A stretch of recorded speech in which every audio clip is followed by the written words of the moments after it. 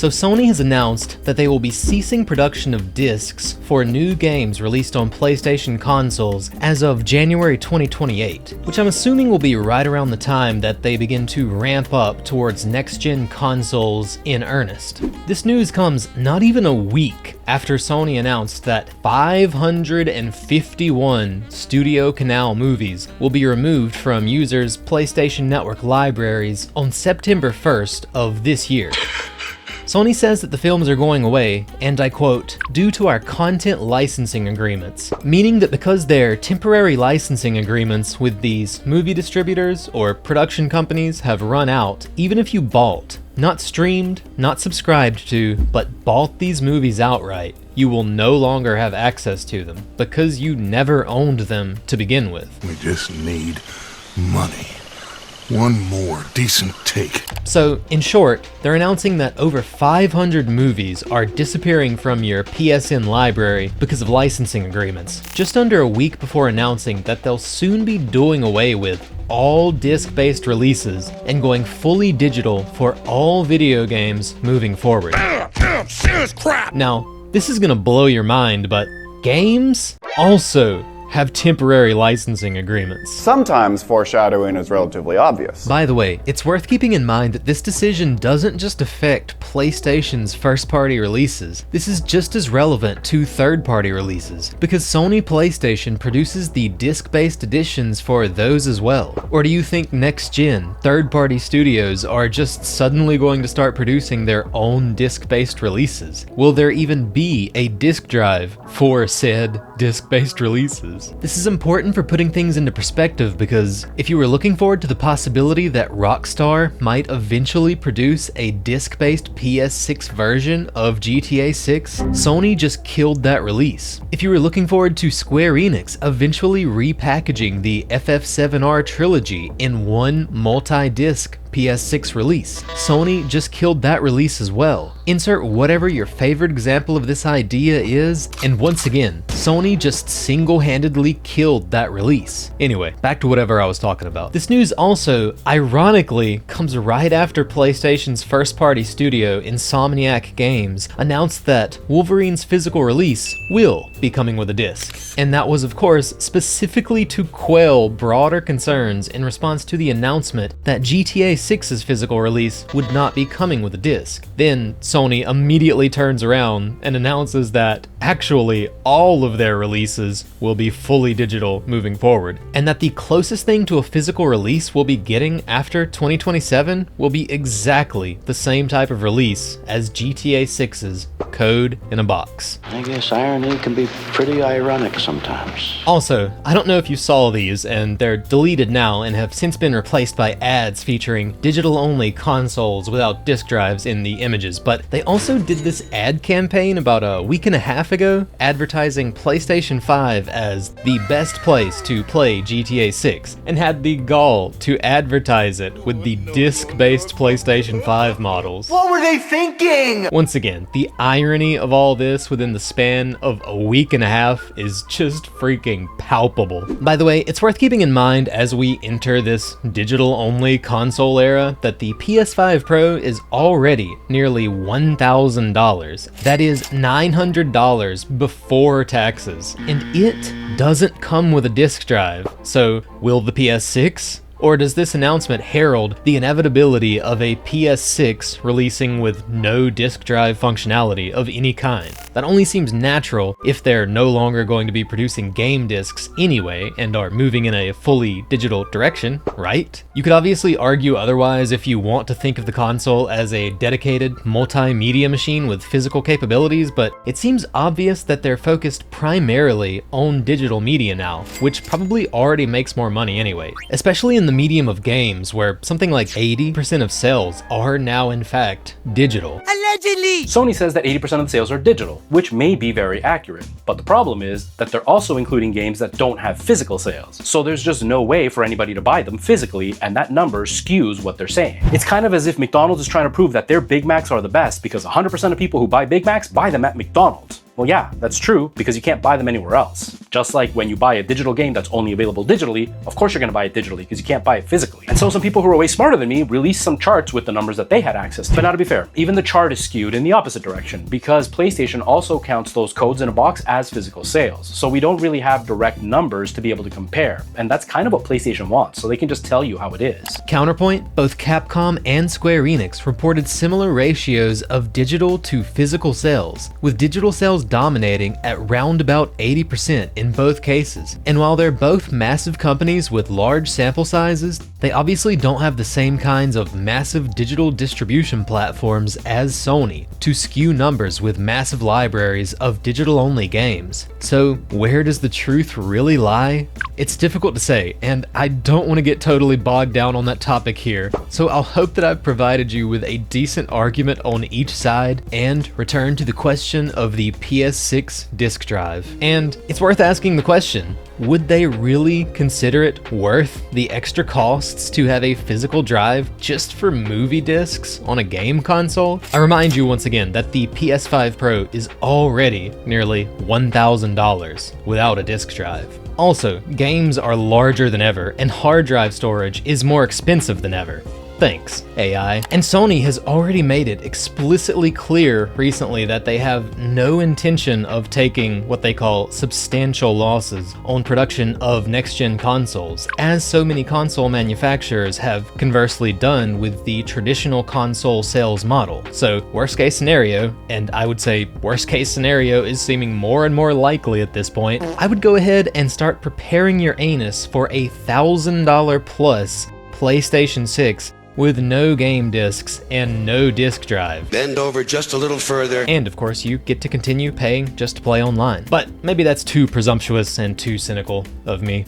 Here's hoping so anyway. Does that make you mad, Sony?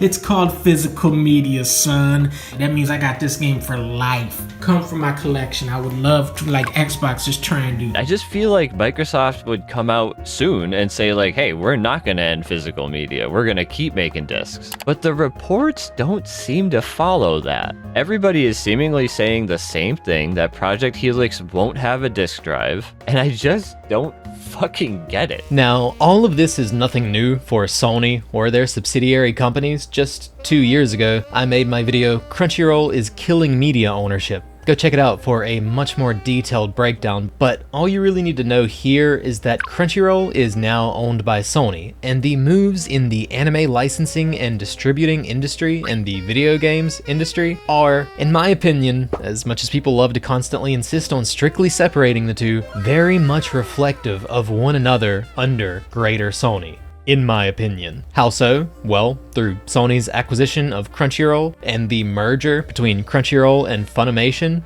users lost access to all Funimation digital copies, which were previously marketed explicitly on their website as perpetual licenses. This wording even remained on their website after the merger was complete, right up until the point that an interviewer brought it to their attention.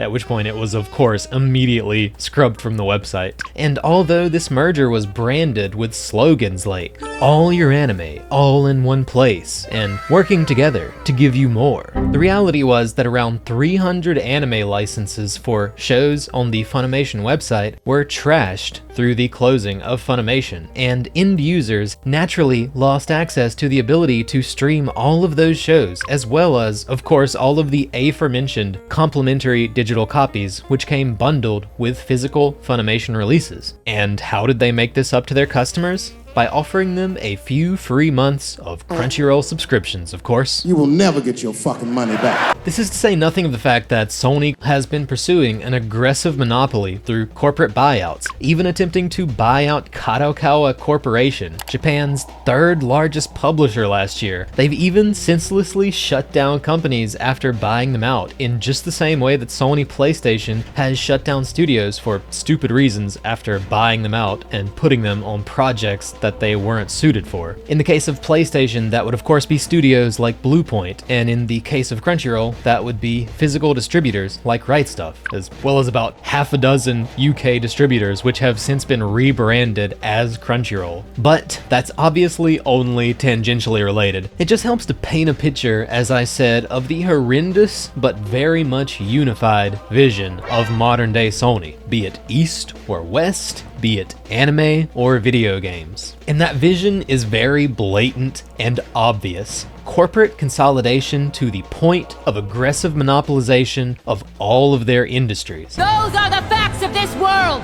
and you will all surrender to them! You pigs in human clothing! The destruction of media ownership on every front, and as much enshittification and as many rising price points as they can possibly get away with on pretty much all of their platforms. Obviously, I don't have time to go into all of that in detail today. Most of it is only tangentially related anyway, and I have projects planned to explain these things in further detail in the future, but just know that all of this comes from someone who, quite frankly, grew up as a massive PlayStation fanboy and an enjoyer of many of Sony's other physical projects. This company simply is not what they used to be, in my opinion. But anyway, that's all just context and stuff. Let's go through Sony's stated reasoning for canceling disc-based physical releases in January 2028. Go over some of the more interesting and baffling details in their statement, then of course move on to a little more context, a little more ranting, and a little more speculation and all that jazz. Their stated reasoning can be summed up in short by the following quote from the header of the relevant PlayStation blog update. In response to shifting trends in consumer preference, new games will be released on PlayStation Store and at retailers in digital formats only. Yes, you heard that right. And at retailers in digital formats only. So they're still gonna put plastic cases on the shelves of Walmart, they just won't have anything in them. A glorified digital copy to take up space on your shelf, but with no functionality and no resale value. Meaning, of course, once again, that they'll actually be going in the same direction as GTA 6's physical release, a code in a box. So they don't care about media ownership enough to print the discs, but they'll happily continue shipping those plastic cases. Now look, I'm not gonna sit here and pretend like I'm some massive environmentalist or anything like that, because it would be totally disingenuous of me to act as if that's one of my common talking points or anything like that. But it is absolutely freaking wild that they're happy to continue printing just enough plastic for the cases, but just not quite enough to give them any utility, to guarantee you ownership of your games. That is some truly and completely unnecessarily vile, spiteful, pissing on you and telling you it's raining kind of shit. Like, don't worry guys, we'll happily keep destroying the environment and cluttering your rooms with plastic, but you're still not gonna own your games. Evil motherfucker! 2 hours later. Okay, to be fair, it is possible that what they actually mean by this is that they're just going to put video game cards, as in like just a slip of paper with a video game code or a slip of paper tied to funds for an individual game on those little pegs at retailers. Something that will basically look like an Apple Pay card or a Google Play card or whatever. Which of these two possibilities is worse? You decide. But anyway, the full statement on PlayStation blog reads as follows. As consumer preferences and the broader entertainment industry continue to shift away from physical discs to digital, physical game disc production for all new games releasing on PlayStation consoles will be discontinued starting January 2028. Following this date, new games will be available on PlayStation Store and at retailers in digital formats only. This transition has no impact on games that already released or will be releasing prior to January 2028 in disc format. This is a natural direction for Sony Interactive Entertainment to adapt to consumer trends, as the general preference for digital media significantly outpaces physical discs. This transition will enable us to align more closely with how most of our community prefers to access and play games today. I never asked for this. We'll continue to prioritize our resources to drive innovation in how players can access games and provide choices. provide choices as to whether I can't. How can I even read that line without laughing? We'll continue to prioritize our resources to drive innovation in how players can access games and provide choices as to where players prefer to purchase new games, whether that's at retailers or PlayStation Store. We remain committed to delivering a world-class gaming experience to our fans, and we thank you for your continued support. And of course, all of that is 100% corpo speak, PR bullshit to justify Sony's cost-cutting and further clawing away of ownership and control from the end user. I say control because we've already seen proof of Sony's ability to outright delete digital copies of canceled games from users' libraries in the case of games like Concord, as well as their ability to force updates the moment you go online, as is the case with Stellar Blade, for example, something that I recorded and illustrated myself in my Games Are Going Up video. No, I don't need no internet. No, sir. But once again, I won't dwell on that tangent. Just remember that you have not only no ownership, but also no control over digital copies of your games. Quote unquote, your games. But anyway, once again, the blog post reeks of PR bullshit to no one's surprise. They talk about providing choice of all things in this blog post, but they're literally announcing that they're taking a choice away after recently announcing that they're taking away the choice to buy their new first-party games on PC as well. Also, and I'll give them credit for not throwing around buzzwords like value, which would be equally ironic in a blog post announcement like this, but we should at least quickly talk about it. Talk about value, because digital or not, games are still gonna cost $70, $80, or even more, even though you no longer own anything and they no longer spend any money producing discs. Sony is so fucking greedy now, man. Look at this shit. This was the $20 version of GTA 5 back in the day. Look at this. You get the 5. You get online. You get $1 million. $1 million. They gave you $1 million for buying the game. Now look at this. Look at this big ass. Look at this.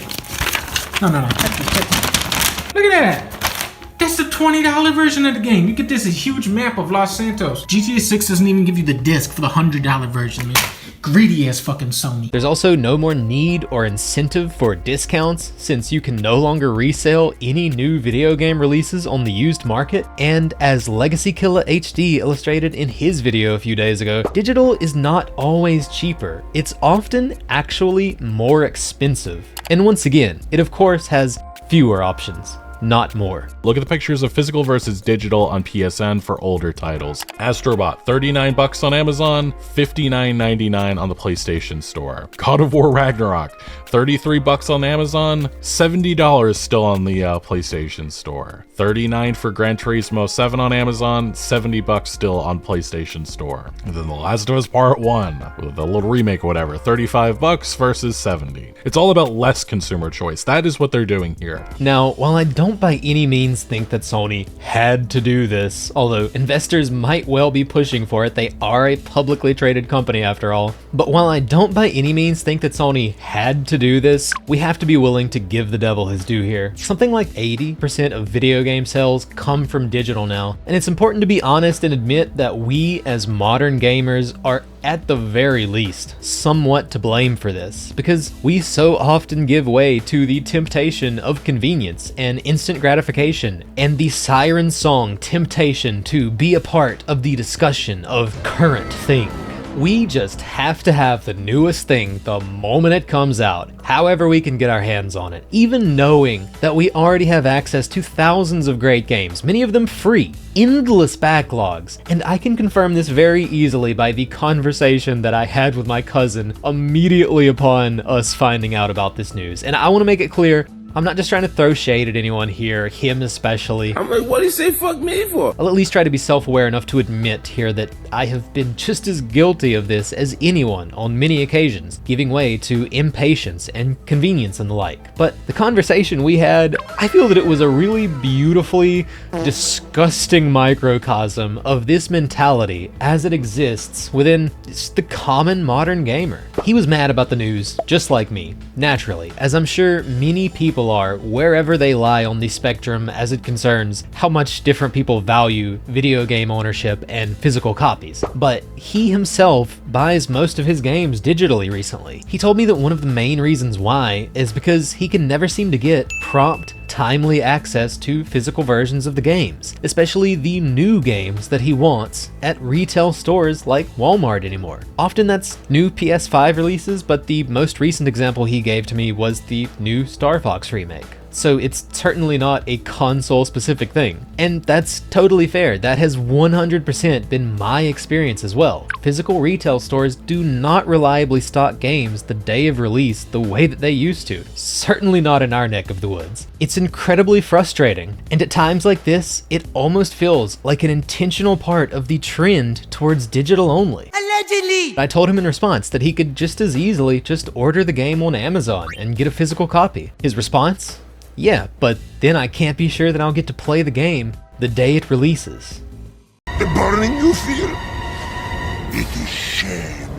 Now maybe this is just a difference of lifestyle. I'm totally aware that I'm not exactly relatable with the average Joe gamer. I'm a weirdo, I'm well aware, but I cannot for the life of me understand this necessity to play the game the day it releases anymore. What is with this obsession with always having to be on top of the current thing as soon as it comes out?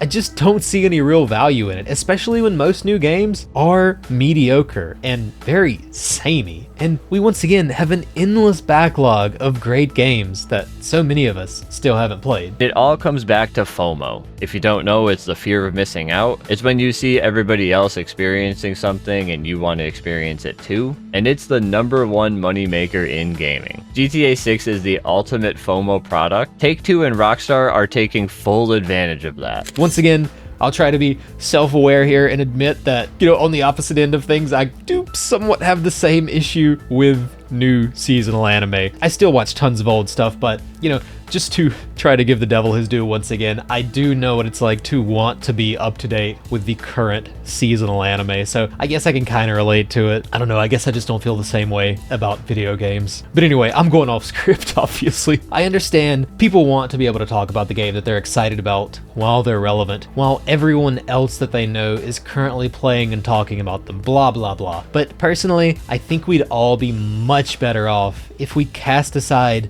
this obsession, this dependence, this need to consume and play current thing literally the moment it releases, not 2 days later. We all know that a good game is just as fun, even a week after it releases, and I think that we can all see where this obsession with instant access is leading us. Complain about the problem all you want, but if you just keep buying digital games non-stop, as soon as they come out anyway, you have to be willing to admit that you are at least partially to blame for where things are going. Oh yeah, and by the way, immediately after this conversation, he asked me, of all things, if I had bought Mortal Kombat during the PlayStation sale yet or not.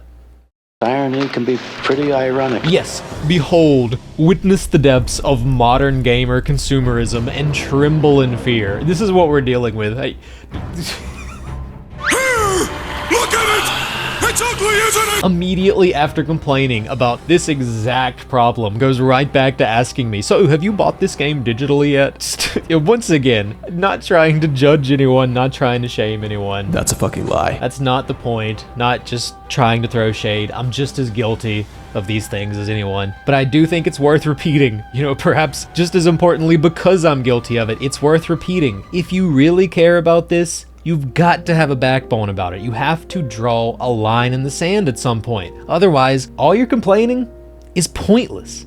I know people don't like to hear it, but it's true. If you complain and then you buy it anyway, if Sony hears you shouting and seething and coping, but they still see their numbers go up and they still see that even you are there paying for those digital games, are you really any different than the consumer who just accepts these changes without saying anything? No! Just something to think about. That's it. That's all I want. Just think about it. And moving on, here are a few potential tangents that I think are nonetheless relevant and at least worth spending a moment on. Tangent number 1. Even though all of Sony's live service pushes outside of the one that they didn't really expect to succeed and therefore didn't meddle with initially have failed, or are currently falling off. Even with all of those failures, they've announced just here recently, once again, that they're just gonna keep making more live services anyway, quote unquote innovating in the live service genre, so there's even more new games that you can't own on the way. Tangent number 2, which I won't stay on for long because I have an idea for a dedicated video already, and this could easily turn into a very long rant, but at this point, I firmly believe that consoles have become basically 100% pointless, especially now that media ownership is disappearing entirely on them. Modern consoles are just PCs with limitations that PCs don't have. It's been leaning in that direction for a while, with the lack of dedicated gaming consoles in favor of everything becoming a multimedia machine, which have to balance all of these tasks and, run all of these background processes just like a PC. Not really a dedicated gaming device anymore, but once again, now that consoles no longer have the advantage of disc-based media ownership, literally the only advantage left outside of exclusives, most of which are not that great, certainly not unique anyway, you know it as well as I do if you're being honest. The only advantage left, barring that, is that consoles fit on a smaller shelf. You can just plug your computer into a TV, right? Like seriously though, modern TVs have good refresh rates, literally. Plug your graphics processor into your HDMI on your TV, it is a better experience than a console. I promise you, it is a better experience. But anyway, tangent number 3, and this one really is a tangent, but hopefully you'll see how it's relevant in a minute. But all digital media today really reeks of this idea of analytically driven optimization and decision making, where if you happen to be even somewhat part of a niche audience, in this case the audience who prefers physical disc-based releases, you just get screwed in the name of the bottom line, in the name of following the analytics, because you're not really a customer, you're not even a person. You're a number on a spreadsheet. You're the 10% of consumers, not the 90% of consumers. And either way, the investors are more important than you anyway. But same thing with the way that features are constantly being stripped away from streaming services, even though more niche or advanced users might love them and even still have access to them on free unofficial platforms. You might love those features, but if only 10 to 20% of users engage with them, they're just going to get gutted no matter how useful they are, in favor of streamlined experiences. As easy as possible to use platforms, and therefore platforms that are as bare bones as possible as far as features go. Once again, analytically driven platforms and business decisions, because it's not really about making consumer-friendly decisions or making a truly good platform on the merit of providing options and user control or customization anymore. It's about looking at the numbers and saying, fuck the 10% of consumers, we cater to the 90% of consumers at their expense, and save money by doing so, all in order to meet what are likely at this point diminishing returns in relation to the ease of use of the platforms. But they probably save money by doing so anyway, right?